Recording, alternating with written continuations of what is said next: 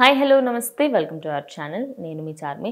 ఇటు సినీ రంగంలో ఎంతోమంది అక్రమంగా వాళ్ళ ఆస్తులకి సంబంధించి కానివ్వండి, అక్రమ కట్టడాలకు సంబంధించి కానీ ఎన్నో ఉంటాయి. కానీ ఎప్పుడు కూడా అవి బయటపడవు. అయితే తెలంగాణ రాష్ట్రం కోసం పోరాడుతున్నప్పుడు బీఆర్ఎస్ పార్టీ అయితే మొదటి నుంచి కూడా మా భూములు మాకే అనే నినాదంతోనే ముందుకు వెళ్ళింది. అయితే ఎప్పుడైతే ఆంధ్రప్రదేశ్తో కలిసి ఉన్నామో అప్పట్లో ఏవేవైతే అక్రమంగా ఆ రామానాయుడు స్టూడియోస్ కావచ్చు, అదేవిధంగా అటు ఏదైనా ఒక సినీ రంగానికి సంబంధించి అప్పట్లో తక్కువ ఖర్చులు, అదేవిధంగా అప్పట్లో 10 ఎకరాలు అని చెప్పేసి 20 ఎకరాలు మొత్తం అక్కడ కబ్జా చేసేసుకోవడం, ఇలా ఎన్నో ఉన్నాయి. అంటే అవి చెప్పుకోలేనన్ని ఉన్నాయి అనుకోవచ్చు. అయితే వాటికి సంబంధించే వాటన్నిటినీ వెనక్కి తీసుకోవాలని, వాటన్నిటినీ కూడా తెలంగాణ ప్రభుత్వానికి అప్పచెప్పాలి అంటూ తెలంగాణ కోసం పోరాడుతున్న సమయంలో బీఆర్ఎస్ నేతలు అందరూ కూడా దీని గురించి మాట్లాడితే కేటీఆర్ దీని గురించి ఎక్కువగా మాట్లాడడం జరిగింది. అయితే రీసెంట్గా ఎన్ కన్వెన్షన్ కూల్చివేతకు సంబంధించి రేవంత్ రెడ్డి సర్కార్ అయితే దీన్ని ముందుకు తీసుకువెళ్ళి ఎన్ కన్వెన్షన్ అయితే కూల్చివేసింది. మరి ఎన్ కన్వెన్షన్ కూల్చివేతకు సంబంధించి గత ప్రభుత్వం 10 ఏళ్ళు ఎందుకు డిలే చేసింది?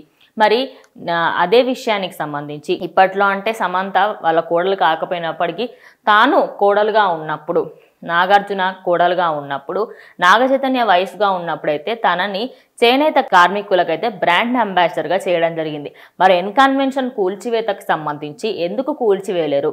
కూల్చివేయకుండా ఇటు సమంతాన్ని బ్రాండ్ అంబాసిడర్గా చేయడానికి గల కారణాలు ఏమిటి? అంటే మీరు ఏమన్నా మాట్లాడుకుంటున్నారా? ఎందుకు అటు ప్రజలకు ఒకటి చెప్పి ఇంకోటి ఎందుకు చేస్తున్నారు అంటూ రఘునందన్ రావు రీసెంట్గా ఒక ప్రెస్ మీట్లో అయితే ఆయన అడగడం జరిగింది.